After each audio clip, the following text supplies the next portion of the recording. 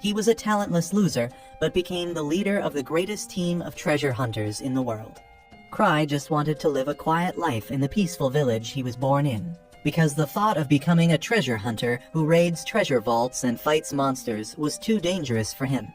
However, it was the dream of his childhood friends who made him swear to become famous treasure hunters together and get respected as heroes. Many years have passed since then, and Cry is a young man living in the capital city, where a huge recruitment drive is being organized by one of the largest clans named First Steps. Cry quietly joins the queue, and the girl named Ruta begins yapping about how she always goes solo, but she was having some trouble at a treasure vault called White Wolf's Den, so she decided to join a party. Suddenly, one of the guys in the line starts mocking Ruta for thinking that she can clear White Wolf's Den at level 3. She gets angry at Scarface's remarks, and things start getting heated between them. Cry wants no part of this bullshit, so he tries his best to camouflage with the wall behind him, while a guard comes to break the fight between Ruta and Scarface. Soon, they get inside the tavern and Cry tells Ruta to ask him anything because he has been to many such gatherings before. She asks about the most flashy party first, and Cry tells her that it is the best party in this clan, which is led by a blonde playboy named Ark with a level 7 certification, and with just 5 of his teammates, he managed to clear a rank 7 treasure vault. Ruta is amazed to hear that, and asks him about the empty seat besides Ark's party. Before Cry can tell her anything, Scarface comes there and asks her if she doesn't even know that the seat belongs to the leader of the famous Grievers party, who founded the First Steps clan. Scar tells Ruta that the main reason there are so many people here is because Grievers is trying to find a new member for the first time. Suddenly, an angry redhead begins shouting at the organizers of the event, asking where the Grievers party is because he came here just for them. A girl named Tino comes forth to discipline the boy, and even though the guard from earlier tries to stop her, neither of them is ready to back down. The hunters in the tavern are eager to see a fight, and Cry tells Ruta to come out with him so they don't get caught in the crossfire. Meanwhile, Tino starts warming up when suddenly, she senses a familiar presence. She completely ignores the redhead and begins looking around. She suddenly notices Cry and heads towards him, ignoring the redhead's attack. Moments later, he gets tackled to the ground by Tino, whose personality has done a 180, and she is no longer the mean killing machine, but a simp for Cry. She calls him Master, asking since how long has he been here. Just then, the blonde named Ark comes there and tells Cry that he is late, because until the clan master and the leader of Grievers shows up, they can't start. Everyone is dumbfounded on learning that the pathetic loser on the ground is the leader of the formidable clan, and Cry just wants the earth to swallow him at this point. His story started 5 years ago, when he formed the Grievers party with his childhood friends to achieve their dream. They went to beginner vaults and cleared them quickly. It was only his friends that did all the work though, and Cry was often clueless and vulnerable, but his friends thought that he was acting as a lure for monsters on purpose. He was the only one without any real skill, and he knew he would become a burden to them soon. That is why he decided to leave the party for the sake of his friends. When he gathered his friends to tell them that he was quitting, they ignored him like my crush ignores me, and said that their party doesn't have a leader, so he should take up the post. Cry was shocked that his resignation was converted into a promotion, but he was given no choice. He became the leader of the party, which soon became the strongest in the world. Back to the present, Cry is on his seat with Ark and Tino next to him, fighting for his attention. Ark then says that Cry must have come late on purpose to mix with the applicants and assess them while hiding his identity. Cry wants to tell him that it is not true, and he was just late because he overslept. Then, Ark asks if he found anyone suitable to join their party. Cry's attention goes to the violent redhead from before, and he asks him to introduce himself. The boy says his name is Gil, and Cry believes that if Ark's party trains him, he might unlock his potential. He knows that he has no talent in scouting people, but he leaves everything to the god of plot armor as he decides to pick Gil. However, he has a condition before that. Cry says the most important thing for a hunter is strength and the determination to never give up. That is why he will test everyone to see if they are worthy of joining their clan. He declares that ever since he became a hunter, he has never lost once, and everyone is shocked. Well, he has never been in a proper fight either. Cry takes off one of his rings, declaring that anyone who gets it will get his recommendation to join Ark's party. He tosses the ring towards the crowd and Gil rushes to catch it, but Tino takes action quickly and sends him to the Shadow Realm with a kick from her thick thighs. The ring flies away from his hands and begins rolling on the ground, and all the hunters present in the tavern start chasing it like mad dogs. Cry declares that the ring is also a treasure item, so he will let anyone who captures it have it. He wishes everyone best of luck, and then tells Ruda and Scar that he will see them around. The next day, as Cry is chilling in his office, his secretary Eva complains about the mess his little challenge caused yesterday, and informs him that the Treasure Hunter Association also wants to have a chat with him. Cry wants to send Ark on his behalf, but he is not in the city, and he has no choice but to go there. As soon as he reaches the office, he immediately grovels before him and begins apologizing. But Chief Gark is not pleased with this apology. He sends his secretary to give Cry a book containing missions no hunter wants to do because they are either lame or extremely difficult. So he begins skimming through the book to find an easy mission and then dump it on someone else. He finds a mission in a level 3 vault about rescuing some hunters and immediately takes it, unaware that it is the most dangerous one. Once Cry reaches the clan office, he finds Tino, who is there to show him the ring she won yesterday. He then asks if she is free right now, and Tino thinks it is time for her to get to second base with her master, but he just wants her to do the mission he got from the chief. Tino vanishes from the room like Thanos just snapped his fingers, but Cry uses an artifact that tracks her and ties her down. The rescue mission is in the wolves' den, and Cry knows exactly whom to send there along with Tino. So he forms a party with Ruda, Tino, Scar, and Gil to take up this mission. 6 years ago, when his group went to register as a party in the Treasure Hunter Association, the redhead named Luke kicked the door open and introduced himself as the strongest swordsman in the world. And just after him, the tan girl Liz declared that she is the greatest thief. Cry cringed so hard at this that he just wanted to die, but his friends kept embarrassing him some more. He went to the receptionist to fill out the party paperwork reluctantly, and the receptionist asked him to pick a party name and symbol. No one had thought about it before, but then Cry purposely chose the lame name Grievers and a poorly drawn skull as their symbol, in the hopes that they'd think he's too cringe to be their leader. Everyone told him that the name and the symbol were crap, to which he responded saying that he just can't get motivated to be a treasure hunter if the party name is something else. But that made his friends immediately change their tone. They told Cry that he had a great naming sense, and they realized it late because they are not as smart as him. Poor Cry had no option now, and that is how the Grievers party was formed. Back to the present, Cry stands in front of the 3 treasure hunters who are still processing the fact that he is the leader of Grievers.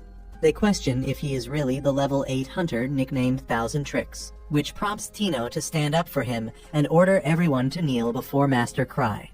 Cry asks her to stop intimidating them, but the redhead Gil clearly says that he looks too weak to be the real deal. Cry ignores this and asks if everyone here is willing to help Tino explore the level 3 treasure vault. Gil refuses to take orders from Cry, and Scar starts fighting with him, asking him to show some respect to the level 8 hunter. Seeing no way out, Cry decides to drop Gil from the team, but Gil suddenly challenges him to a fight and says that he will become his underling if he loses. Cry accepts his challenge, but tells him to fight Tino, who is the leader of this team and his representative. He accepts the challenge, and they come to the training hall. Gil tells Cry that once he defeats the girl, he will challenge him, but Cry points out that Tino is a level 4 hunter just like him. Tino drops her weapons, saying she doesn't even need them, leading Gil to throw his sword away too. Tino lunges towards Gil before he even has the chance to react. He dodges her first blow, but that was just the setup for a powerful kick that slams him to the wall.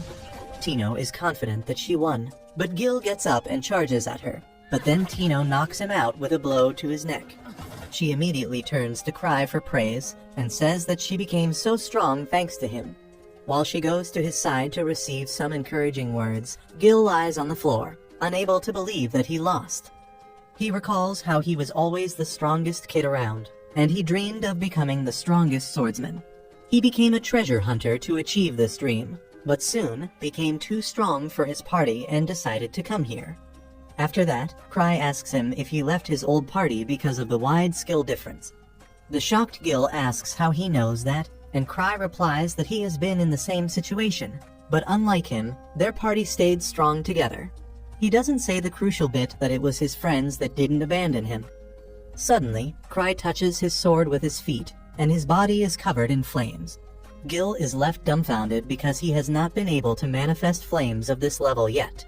But Cry can do this much without even holding the sword, so he finally accepts that he is monstrously strong. After that, Cry reads the details about the mission. They are going to a treasure vault called the White Wolf's Den to rescue some hunters. The monsters they will face there are ghosts of the silver wolves that used to live in the den before they were hunted down. Later, Secretary Eva tells Cry that he shouldn't have sent Tino and others to the dangerous treasure vault, but he shrugs it off, saying that it is just a level 3 vault. Cry says that the sword is a treasure relic, and it was so easy to use that even Gil can manage it without knowing anything about it. He suddenly becomes a relic otaku, saying that the relics found in treasure vaults are amazing, and he wants to collect all of them. He begins fantasizing about Gil's sword and wonders if he should try to buy it from him. Eva scolds him, saying that he already has too many relics, and he replies that every relic is different, so he can never get bored of them. Suddenly, he remembers that he needs to charge his relics, so he goes to a mage in his guild. While the mage charges the relic, she and her partner tells Cry about the phantom wolf seen near the White Wolf's Den, which wiped out a caravan that had level 3 guards. Also, the monsters in the vault are becoming stronger recently, and even a team of level 5 treasure hunters went missing inside it.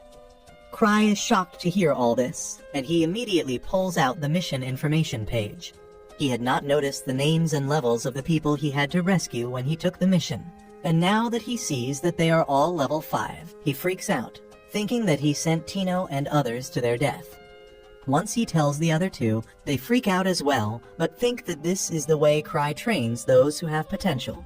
Cry immediately leaves the room, trying to convince himself that everything will be alright. On the other hand, Tino's party is near the treasure vault, and the atmosphere has started to become creepy. Even though she already knew that Cry had given her a very difficult mission, she comforts the others by saying that she has faith Cry put this party together for some planned reason only he knows. They are suddenly attacked by a powerful wolf monster wearing armor and carrying a weapon. Tino is terrified because she never thought that the monsters here would be of such a high level, but she decides to fight to fulfill the mission her master has given her. Back at Cry's office, he feels guilty about sending Tino and others to danger, so he decides to help them out himself. He pulls a book in his bookshelf to reveal a secret room, where all his relics are kept. Eventually, his eyes go to the small vault with a rather special relic. When he comes out of the room with everything, Eva almost mistakes him for a thief. After realizing he plans to help them, she notices a forbidden relic around his neck, but Cry hides it, saying that he is not going to use it because it is too dangerous. He then gets to the window and tells Eva that he will be back soon. He activates the power of his robe and flies away like a bat in the night sky without knowing that it has no controls and no brakes. Back at the cave, Tino's party somehow manages to kill another monster far beyond the level that they are used to, and during that encounter, Gil realizes that the mana in his sword has been completely discharged after Cry unleashed the energy from his sword during his demonstration. Scar seems pretty shaken as well, while Ruta breathes hard from the effort of killing just one monster. Scar thinks that they should head back since they don't have the appropriate people or level to deal with these monsters. But Tino straight up rejects their plans, claiming that Cry sent them over for a reason, and there is no way that they are going to disappoint him. She goes as far saying that Gil's sword being discharged might be a part of his grand plan. With her total belief in Cry, she moves forward, and soon they reach the actual dungeon where they find these wolf monsters waiting outside with guns and bows. They all hide behind some rocks and discuss their plan. Everyone decides that it would be for the best if they avoided confrontation in the open and try to enter the cave first. Gil heroically volunteers to distract the doggos while the others run inside. Tino immediately realizes that Gil has the brain capacity of a toaster, and she tells him that the wolves will doggo-style him if he tries anything funny. Gil claims that he still has his legendary sword, and even without mana, it is still a formidable weapon, but as the leader of the group, Tino rejects this. She instead decides that she and Ruta will act as distractions while Gil and Scar will attack the monsters from behind. By pushing past their limits, they end up doing pretty well, and they even manage to take down the 4 wolf monsters. They all seem pretty surprised to see that they are able to beat such strong opponents. Suddenly, some more monsters emerge from the cave, and the party immediately jumps into action. Tino holds back and observes her temporary team, quickly noting that even though they are a small party, they are pretty strong in their own classes despite their evident flaws. While this was all happening, this stupid simp starts fawning over Cry again, thinking that he must have thought about all this beforehand and sent them to this dungeon specifically so that they can gain more confidence. While fighting against the monster, he remembers the time when he shit-talked his own teammates because he felt that they weren't good enough and can't keep up with him. Because of that, he left the team, but he never even thought about how they felt during the whole encounter as they were trying their best to keep up with him. While he is struggling against the beast, Scar regains his footing and pushes the monster away, giving Gil the opportunity to land a massive slash to its chest, killing it immediately. He finally realizes how amazing it could feel to fight in a party where your teammates are not complete retards and moves ahead to the next area. Before walking through the next set of caves, Tino stops them, claiming that she can feel the presence of someone nearby. Scar asks whether it could be the people who were lost in the cave, but Tino thinks that Cry must have arranged for them to fight against a boss monster before they can retrieve the injured party members. She claims that they can't grow if they only take on the safest tasks. This ends up resonating with Scar, who claims that she might be right since after becoming a level 4 adventurer, he never felt the need to actually go to higher level dungeons, because he lost his drive and ambition. Tino replies that Cry must have seen through him immediately, and that's why he put him in this party so that he can face his fears and grow. She turns around to the rest of the team, telling them that they all were chosen for a reason, as Cry is a god and an elaborate mastermind who calculates everything, and he isn't just randomly sending them to life-threatening missions. Back outside, Cry is freaking out. He starts going as fast as possible, not realizing that he doesn't have any brakes.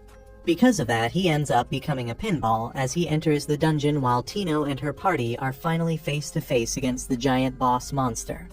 Scar thinks that the boss is way too big for them, and soon the monster tries to hit them with his axe. They all manage to dodge the hit as they run around. Tino realizes that the monster is incredibly powerful, and they need a plan to have any chance at defeating it. She notices that the boss is not wearing a helmet, and she thinks that they should aim for its head. She tells Gil to block the next attack while she will try to go in for the killing blow, and Gil agrees to the plan without any hesitation.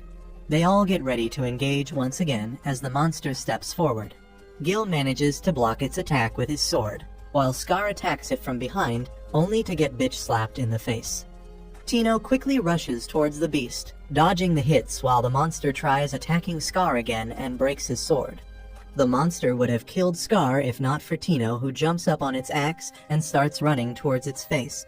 She takes the leap of faith, but unfortunately the beast is much quicker and ends up slashing her across her legs, while she stabs him in the back of the neck as she has watched too much Attack on Titan. The plan works out for them as the monster disappears while she drops to the ground and takes out a health potion to heal her wound. Gil and Scar both are relieved that they are alive as they walk towards Tino, who gives Scar her sword, claiming that she can survive without it for a bit. Suddenly, she senses something and dodges a spear heading towards her from the darkness. They are all incredibly shocked at this since the boss is already dead, but soon 4 more boss monsters emerge from the darkness, carrying several different weapons. This time even Tino feels like Cry went a little overboard as one boss was enough, but she is not going to let him down. She gets up once again and plans to quickly enter the nearby narrow cave where the beasts won't be able to chase them. But one of the monsters immediately covers the entrance, blocking their escape. Scar and Gil both speak up, telling the girls that they will act as bait while they quickly escape through the caves. Ruta tries to argue, but Scar tells her not to worry as everyone dies one day and it's better that some of them survive today. Tino, on the other hand, is not willing to sacrifice anyone as she wonders what Cry would have done in this situation. Suddenly, she remembers that she has the magical ring that he gave her. She tells them to back her up, so all 3 of them quickly attack the monster in quick succession, one after the other. while Tino uses the ring, which can shoot an air bullet at the enemy, and charges it before blasting the monster's eyes with it. The boss monster starts flailing around while Gil decides to go for the killing blow. Unfortunately, he ends up getting smacked away, and by the time Tino tries to help him, all the monsters are already on top of him. Just when they thought everything was over, Cry bursts into the cave and blasts the monster away into the wall. Tino is surprised to see him here, while Scar realizes that these beasts seem scared of him. One of the monsters tries to attack him, but thanks to Cry's protective relics, nothing happens to him. Cry quickly shoots a magic blast at the monster using his magic rings. The attack blasts the monster into the wall once again. He quickly takes out a smoke bomb and uses it to give everyone some cover to run away, and thanks to that, they all manage to escape. Cry then quickly heals Tino's legs, after which he tells them all to follow him, even though he himself is scared about not knowing what lies ahead in their adventure. He keeps walking with his head down, because he has absolutely no idea where he is and wishes that someone would take the lead and actually escort them instead. But all the party members have total belief in him, as they expect him to know everything. After some aimless wandering, Gil finally asks Cry whether they are heading for the exit. Cry stays quiet, but Tino speaks up, claiming that he definitely has some other plans, as she already knows the entire layout of the caves, and they are heading in a totally different direction.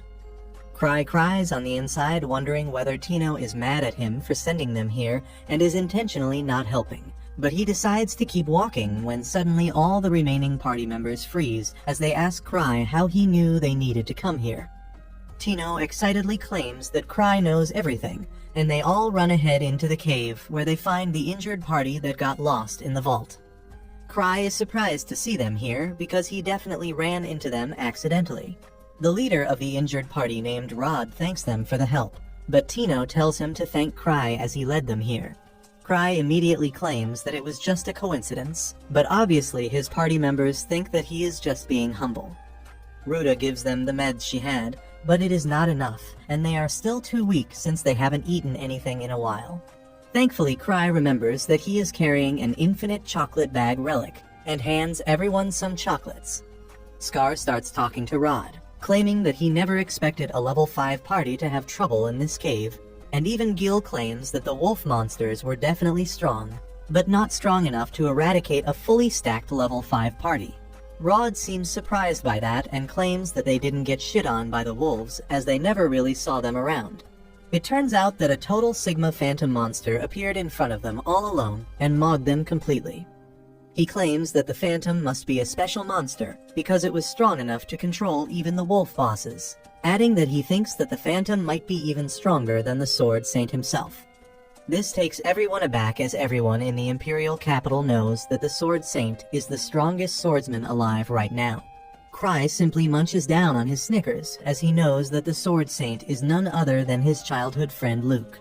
But he doubts that this Phantom is anywhere near as strong as rumored, as Luke would have made sure to kill the monster long ago. Still, he thinks it must be stronger than what he can handle, and wishes that he waited for the pretty boy Ark to handle this mission.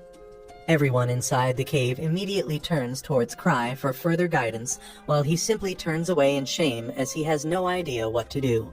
Finally, he decides to trick them to get some more time, and tells Tino that she is the leader of this party, and it is her job to lead them. Tino isn't too confident about it, but Cry claims that this would be good training and gaslights her into becoming the leader. Tino is very happy to hear that Cry trusts her so much and promises that she will not disappoint him.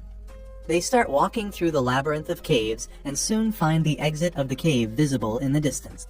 However, that gives them even more anxiety as they get worried about the Phantom showing up. But Rod tells Tino that he will act as a shield for them so they can escape safely. Tino shoots down the idea, claiming that they are all returning safely since Cry is with them. Suddenly, they start hearing the howls of the wolf bosses coming towards them, which immediately puts them all on edge.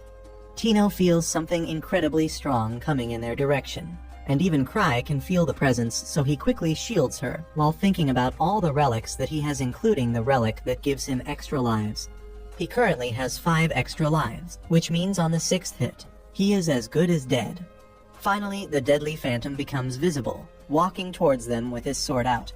This scares the crap out of everyone, but to make matters worse, a second figure appears behind the Phantom, which is simply too much even for the brave Tino. She starts trembling and hides behind Cry, begging him to save them. Cry, however, stops being worried as he recognizes the second figure and wonders what she is doing here. Without even a single word, the mysterious person becomes Ronaldo and kicks the Phantom with such a strong kick that it gets embedded into the walls of the cave. The masked woman walks up to Cry asking whether everything is okay, and removes her mask to show that she is none other than the lowly Liz, now all grown up. The young members wonder in awe how a human can be this strong, but this pisses Liz off as she wonders how they can be monster hunters without even knowing who the grievers are. She tells Cry that she came all the way to the city to meet him, but when she arrived at the mansion, she heard that he was out in the cave to help the party out. She then tells him to back off as she needs to talk with her student and immediately moves over to Tino, who is hiding behind Cry. Liz starts shit-talking the poor girl, claiming that she can't believe that Tino is so useless that she can't even survive this stupid cave alone and had to ask Cry for help. Gil thinks that this is too much and tries to stop her, but gets such a strong back kick that he gets blasted into the wall. Liz then continues to berate Tino until she completely breaks down on the floor. But Liz has no plans of stopping, and Cry is too much of a wuss to intervene until Tino gets on all fours and apologizes to Liz for her failures.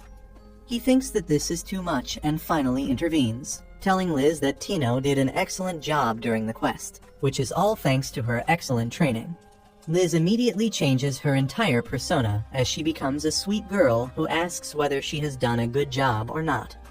Suddenly, they realize that the Phantom has re-emerged from the wall, and behind him is a giant wolf boss from America with a huge minigun in his hand. This pisses Liz off as she puts her mask back on as the wolf starts shooting at them. She moves so fast that time kinda slows down, and she catches all the bullets with ease. Then, she jumps towards the beast and kills it with a single kick to its head. This monster of a woman then turns her attention towards the Phantom, who is getting ready to attack her. She casually catches the sword barehanded, knees the Phantom in the air, and then punches him down on the ground. Poor Tino starts crying, and while Cry feels bad for her, he knows better than to get involved as he doesn't want himself to be manhandled by Liz like the Phantom, who finally dies after Liz literally punches through its head. Finally, Liz calms down a little and hugs Cry while claiming that she missed him. They safely escape after that, and the next morning, Gil comes back to the training ground and gives his magic sword to Tino, claiming that he wants Cry to have it as he is going to train from scratch once again, as he wants to become as strong as Liz one day. But the other members don't seem that optimistic about that. Meanwhile, Tino thinks about the strange masks that the grievers wear. It turns out that Cry put in the order to create those masks for them. One day, Cry begins to look around for the slime that is supposed to be in the capsule around his neck. He got it a year ago from the most talented alchemist in his clan, who often gave her final products to him for safekeeping. They were mostly dangerous items, and she had told him that if he became careless with the slime and released it, it could destroy the entire capital city, which is why it is very alarming that he cannot find it. Cry knows that if he thinks any more about it, his 2 remaining brain cells will overheat and explode, so he convinces himself that the slime was never in the capsule, and he has been worried over a whole lot of nothing. He then goes to the clan building, where his secretary Eva tells him that the Treasure Hunter Association wants a report on the White Wolf's den. Cry tells her to send Tino with a report because she was the team leader. Eva informs him that Tino is training with Liz right now, and he immediately pities the poor girl. He then abruptly asks Eva if something noteworthy has happened in the capital. She tells him that nothing has happened, but she will start investigating, and he tells her that there is no need. He decides to pay Tino a visit and leaves everything else to Eva, who begins thinking about how Cry has been correct whenever he has made a prediction. She believes that since he is worried about the capital, something serious and terrible is going to happen soon. In the meantime, Cry reaches the training hall and finds a lot of grumpy hunters gathered outside the gates. A level 6 hunter named Sven tells Cry to get Liz under control, because he is the only one who can tame a beast like her. Everyone else needs to practice as well, but Sven is more worried about Tino dying if the training continues. Cry passes his remark off as a joke, But as the gate to the training hall is opened, he finds Tino lying on the ground while Liz menacingly stands in front of her, badly insulting her and demanding she get up. When she doesn't get up, the violence-crazed Liz decides to end her with a powerful kick. Luckily, Cry stops her before she can attack, and Liz stares at him creepily, asking if he is really stopping her. He affirms with a smile on his face, and says that Tino has reached her limits, so she should let her rest for today. She quickly returns to her cheerful self and tells Cry that she will let Tino rest since she can't fight anymore. But then suddenly, Tino grabs her leg. She uses all her strength to get up because she wants to look cool in front of Cry, and tells Liz that she can fight more. Liz is ecstatic to hear this, and as the two girls get ready for round 2, Cry leaves the training hall because he knows that he will die if he stays here. Outside, Sven thinks that this was Cry's grand plan to motivate Tino to become harder, and Cry lets him believe whatever he wants. After that, they sit down for tea, and Sven tells him that apparently the case with the White Wolf's Den is still not resolved, and some phantoms are still attacking the people on the northern road. He asks Cry what should they do, and obviously, he has no idea. Cry hopes that Ark was here right now, because he is better than him in everything, except maybe plot armor. Suddenly, he gets an idea, and decides to push the case to Sven and his team. He sends them to the Hunter Association to meet Gark and tells Sven to think of it as training. Cry happily leaves, impressed with his quick problem solving, but one of Sven's subordinates is not impressed with him. He says that despite being the leader, he has never seen Cry do anything worthwhile. Sven tells him that he should not judge Cry so easily, because that guy is a true monster. On the other hand, Gark from the Hunter Association thinks the same thing. He believes that while everything seems the same with the White Wolf's Den, Cry must definitely know something, because he won't go there without any reason. Far away from them, in an underground lab, an old wizard is also thinking about Cry's involvement in the recent case. He is a member of a secret organization called the Akashic Tower that is trying to research ways to create treasure vaults artificially by manipulating the energy flowing within the earth. The old wizard is the mastermind behind the plan, and he was behind the mutation of phantoms in the White Wolf's Den as well.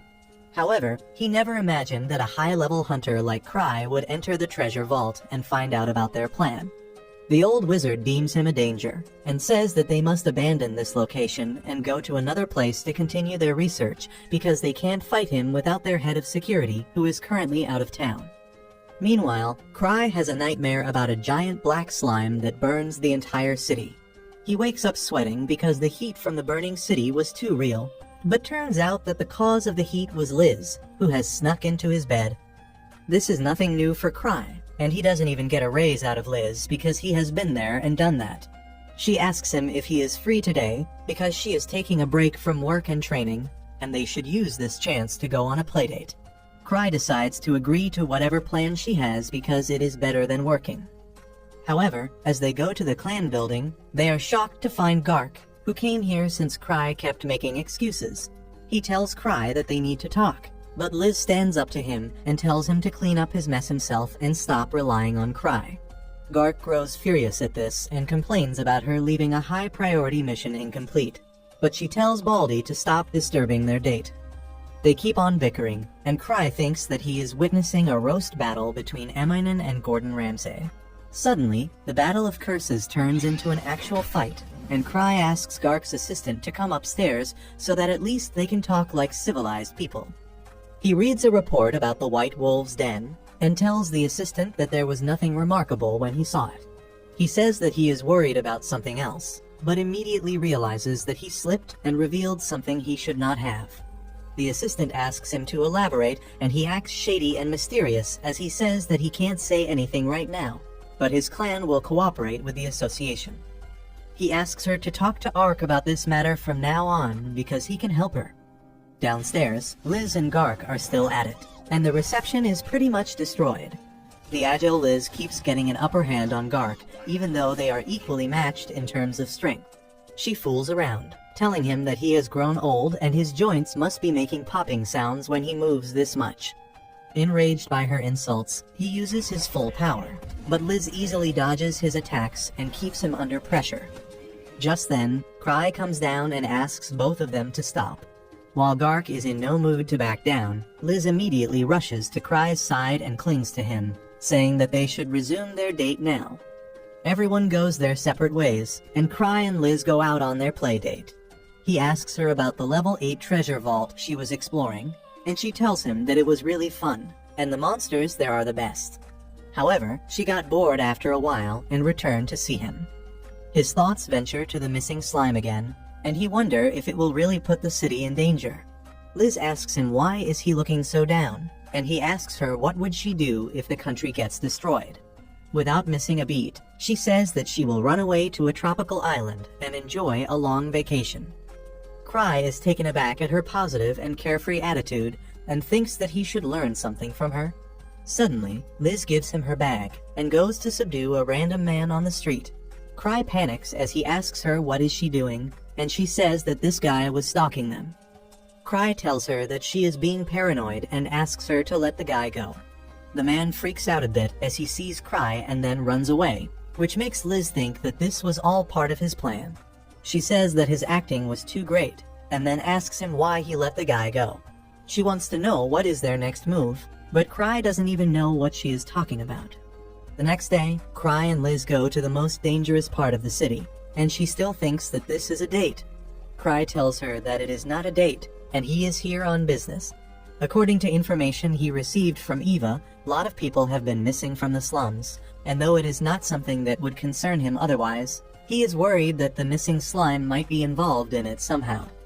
As a bonus, there is also a new ice cream shop nearby, and Cry plans to check it out after just doing the bare minimum for his mission.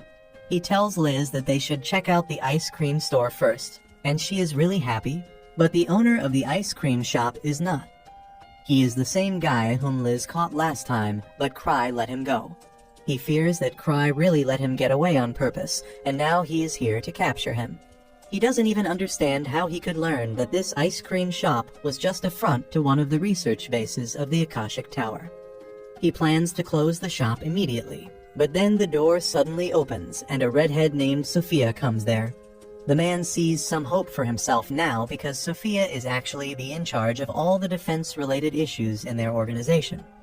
Outside their gate, Liz gets impatient and tries to blow the door away, but Cry stops her, saying that maybe the shop doesn't open today. She reluctantly obeys him, and they go back to their clan, much to the fake shopkeeper's relief. Back in his office, Cry asks Liz if she knows when will the alchemist Citri return from the level 8 treasure vault. Liz says that she may take some time, and Cry only hopes that she returns before her slime destroys the entire city. Just then, Eva comes to the office and tells him that the Hunter Association has formed a team to investigate the White Wolf's den. It seems they are going all out this time, sending even a relic expert to see if they can find anything new. Cry thinks that it seems to be a big deal, but that doesn't bother him because he is not going there anyway. On the other hand, the shopkeeper reaches the headquarters of Akashic Tower and tells everyone that Cry found him. He is terrified because Cry saw through their perfect disguise and then didn't even take any actions against them. He shivers, saying that he can't even guess what is going on inside Cry's mind, and others also feel clueless in this situation. They turn to Sophia for suggestions, and she tells them that they should fight against Cry and his clan head-on. Everyone is shocked, but she assures them that they have a chance to win even though their enemy is at level 8. She is confident that the security system she has built can win against Cry's clan, and the old mage gives her the permission to do as she wants because they can't back away from this fight forever. The next day, the building of the First Steps clan is packed to the brim with adventurers. As Tino enters the building, she is shocked to see so many people and asks a guy what the hell is going on. He tells her that they have gathered here to investigate the White Wolf's den, and Tino thinks this is a bit of overkill. However, the man tells her that Cry was planning to send Ark there first, and Tino is even more shocked. Sending a level 7 hunter like Ark to a level 3 treasure vault means that the matter is more serious than anyone can anticipate. That is why the association and their clan have brought together a large number of treasure hunters to compensate for that. Soon, Cry and Eva also come there, and Cry asks if all these people have gathered for some sort of party. Eva tells him that they are going to investigate the White Wolf's den. She explains that since Cry requested Ark to take care of the job, she assembled a force that could serve as his substitute. That comes as a shock to Cry, because he mentioned Ark because he is the typical Mr. Perfect who does everything perfectly. He thinks that deploying these many people will cost him a ton, so he suggests that they reduce the number by half. The hunters freak out on hearing that because they think that they are going to die now. Eva calms everyone and says that Cry must have something important to tell them, which he obviously does not. He tries telling them that the difficulty of the mission won't be as high as they think, but they refuse to believe him. Cry turns to Eva and asks about the rewards for the hunters and learns that Chief Gark has issued additional funds to make sure everyone is paid well. With the money issue resolved, Cry tells the hunters to do as they please, and they are glad that they can all go to the vault together. Just then, Liz arrives there, calling them a bunch of sissies who are too weak and don't even have the guts to overcome challenges to become strong. She jumps up to Cry's place, telling him that she will take this mission, and she just needs Tino to come with her. Cry immediately refuses to entertain her request because he doesn't want to endanger Tino's life, and doesn't want the morale of other people to go down. He says that everyone here will go on the mission, and then Eva tells him to take command of the group. Cry is taken aback to hear this, but everyone else is relieved, thinking that their safety is guaranteed since the clan master is coming with them. Cry realizes that he can't simply say that he is not going to come with them, so he says that he will be joining them later. Until then, Sven, who is already at the White Wolf's den, will take the command. Before everyone leaves, Cry tells one guy to beware of slime monsters in the odd case they are present in the vault. The team of treasure hunters go to the treasure vault, unaware that it is the base of Akashic Tower, who think that Cry has sent the treasure hunters to deal with them. While they are torn between how to react, Sophia says that this is their chance to attack the hunters when they are still not ready. She says that her defense system has been designed to fight against the most powerful hunters, and only the Grievers party combined can beat it. However, only Cry, Liz, and the alchemist Citri are near the capital right now, and she already has plans on how to beat Cry and Liz. Citri is the only one she doesn't have a foolproof strategy against, but it seems that Sophia has some personal score to settle with her, and she declares that she will crush her personally. She says that Citri found out their master's theory about creating new treasure vaults, and she has been trying her hand at that too. Sophia says that they can't let her do that, and asks the wizard permission to use their entire firepower to stop her. The wizard gives her the permission and makes her the commander of their forces for this battle, but his number 2 doesn't seem to be thrilled about it. Above them, Sven and his party don't find anything unusual, but he still believes that Cry sent them here for some special purpose. Suddenly, he gets a call and asks his teammate to blow the emergency whistle to alert the other treasure hunters. Once they get outside, Sven tells them Cry's message about watching out for a slime monster, and the treasure hunters are pissed because they are supposed to be taking orders from a man who doesn't even have the balls to be present on site. Sven tells them to trust Cry's judgment, and then recites a story about how he once invited everyone to a flower watching party and told them to bring their weapons. Just as Cry made the toast, a treasure vault manifested behind him, and everyone realized that he predicted this. The hunters are taken aback by this, and Sven once again tells them that the information Cry gives is more valuable than anything else they can find. Back in Cry's office, Liz is pestering him to give her some work too, because she wants to show off her fighting skills in front of him. Cry is already irritated by her behavior, and wonders how long does he have to tolerate her before the hunters can solve the issue in the White Wolf's den, and he can just show his face there at the end. Just then, the alchemist Citri arrives there, telling Cry that she is here to help him deal with an incredibly strong and clever organization that can become a threat to the entire world soon. Cry immediately kicks Liz and Tino out of the office as he hears the details about Akashic Tower from Citri. And on the other side of the city, Gark also dons his battle armor to enter the treasure vault and prove that his glory days are still not over. His assistant tries to stop him because he is definitely going to pull some muscles and break his back. Suddenly, Citri comes to see him and share some important information about their true enemies. Back in Cry's office, he thinks about how Citri was the only other one of their friend's circle who was not overwhelmingly strong. She always knew that she won't be able to fight on the front lines, and wanted to do something else to support her friends. That time, Cry was the one who gave her the idea of being an alchemist. and that was how she became the greatest alchemist.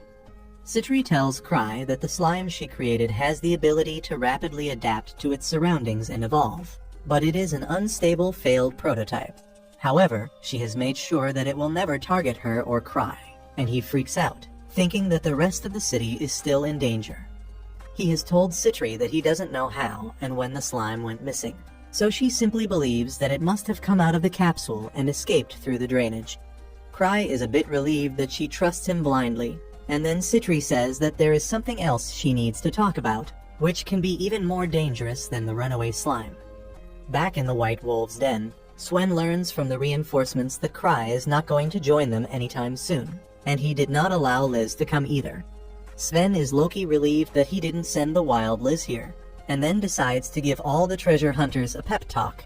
He asks them if they are prepared to fight a slime, and all the hunters reply that even kids can defeat slimes, and they don't need to worry about them at all. Well, Sven knew this would happen, and he curses Cry for not giving them more helpful information. Just then, one very ugly hunter decides to go into the vault because he thinks coming up with strategies is for weaklings. Everyone mocks him, and Sven says that he can happily become the first victim of the monsters, and they will learn something from his death. The ugly moron calls them a bunch of sisses as he heads inside, and then someone timidly raises her hand to ask a question. The redhead looks a lot like Sophia, the defense head of Akashic Tower, but she claims to be an alchemist belonging to Cry's clan. She says that she worked together with Citri on researching slimes, and then takes out a vial of medicine, saying that it can kill any slime, no matter how powerful it is. After that, Sven pumps up the treasure hunters, telling them to aim for glory but return home alive. The investigation begins, and as the day ends, they find nothing but the wolf phantoms that are slightly stronger than normal. Sven wonders if Cry was wrong this time, but thinks that it will be a good thing if that is true. Just then, the ugly asshole with a negative ick comes there and says that if everyone around here was not afraid of slimes, the mission would have already been over by now. He goes to the forest to water a tree, and curses Cry for giving orders, but not having the balls to come to the site of action. Suddenly, he hears a strange sound and goes to check it out. He is shocked to find two men and a huge chained wolf beast.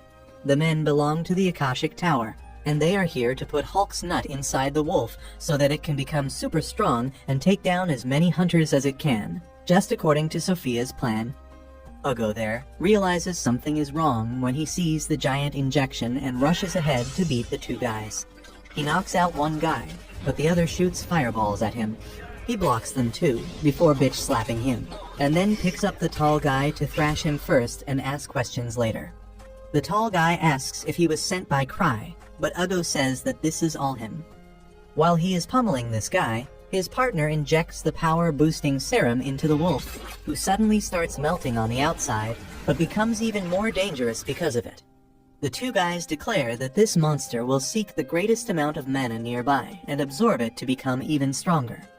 The monster instantly sucks the mana out of the two wizards, and Ugo blows the warning whistle to alert everyone. Sven tells everyone to get ready to fight as soon as he hears the whistle, and they gather outside the forest, armed and ready. Soon, Ugo comes running, severely injured and missing an arm, as he says that Cry was right the entire time, and a powerful slime monster is present in the forest.